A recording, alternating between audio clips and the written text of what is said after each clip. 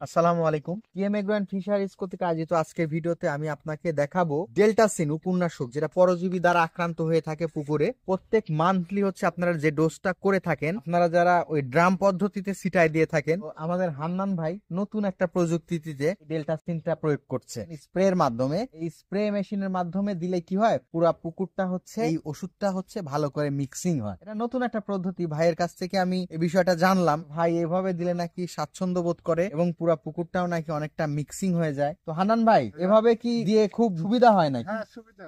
তার মানে পুরা পুকুরটা তো ছড়ায় ছিটায় যায়, তাই জি। কি? আমরা সচরাচর ড্রাম পদ্ধতিতে আপনাদের দেখাইছি অনেক ভিডিওতে, কিন্তু হান্নান ভাই এই প্রযুক্তি ব্যবহার করেছে, আমার কাছেও এটা ভালো লেগেছে। এলে দেখতে পাচ্ছেন, ধরেন শীতের সময় পানিতে নামতে হচ্ছে না, অনেকটা উপকার আর কি এইভাবে দিলে। বেশ মাশাল্লাহ মাশাল্লাহ, বেশ একটা অন্যরকম একটা স্টাইলে হান্নান ভাই এই উপন্যাসকটা প্রয়োগ করছে। তো হান্নান ভাই, এই উপন্যাসকটা যে ব্যবহার করছেন, এটা কিসের কারণে দিচ্ছেন? এটা ধরেন এই যে মাছে উকুন পোকা লেগেছে, এখন এই মাছের মনে করেন যে এসেতে লাল রং আসছে, আচ্ছা আচ্ছা, এই উকুন পোকা করেন যে এটার কারণে আমি দিচ্ছি আর কি। এরপরে প্রোবায়োটিক দিলে এটা ঠিক হয়ে যাবে। যাক মাশাল্লাহ মাশাল্লাহ। হান্নান ভাইয়ের মুখ থেকেই শুনতে পেলেন যে হান্নান ভাইয়ের প্রজেক্টটাতে হচ্ছে উকুন পোকা দ্বারা আক্রান্ত হয়েছে এবং পরজীবী দ্বারা আক্রান্ত হয়েছে এবং গাটা হালকা লালচে আকার ধারণ করেছে। আমি আপনাদের প্রত্যেক ভিডিওতে এই জন্যই বলি যে প্রত্যেক মাসে অন্তত আপনারা একবার করে হলেও উপন্যাসক জীবাণুনাশকের ডোজটা করাবেন। তো হান্নান ভাই সচেতন মানুষ, এমাত্র তিনি হচ্ছে উপন্যাসকের ডোজ করাবে, তার 3 দিন পরে প্রোবায়োটিক্সটা দিয়ে দিবে।